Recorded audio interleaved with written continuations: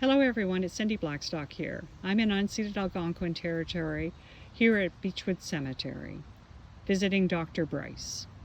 Dr. Bryce was the Chief Medical Health Officer of the Indian Department, who blew the whistle on the needless deaths of children in residential schools in 1907. He went out and inspected the health of the children in the schools, and what he found is they were getting far less health care funding than all other children. And on top of that, the schools were having terrible health care practices, putting sick kids in with healthy kids, poor ventilation, and a lot of problems with sanitation. He came back to the Government of Canada. He said you could save a lot of these children's lives, just equal out the health care funding and implement these reforms. But Canada refused.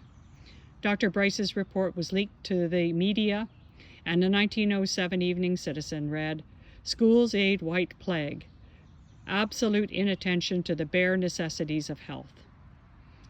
Articles like that were across the country. One of the people who read one of those articles was Samuel Hume Blake, a lawyer, who said that in the Canada failed to obviate the preventable causes of death, it brings itself into unpleasant nearness with manslaughter. Dr. Bryce continued to speak out, and the Government of Canada retaliated against him. They blocked his ability to be able to share his research findings. They cut his funding, documenting where the children were dying and of what causes. And they pushed him out of the public service in 1922 when he wrote a pamphlet called A National Crime, detailing all of his efforts to save the children's lives.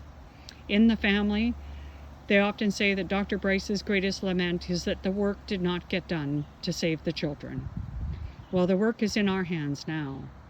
And so you need to call your member of parliament, get the TRC calls to action implemented, end the litigation against Indian residential school survivors and Indigenous children in court.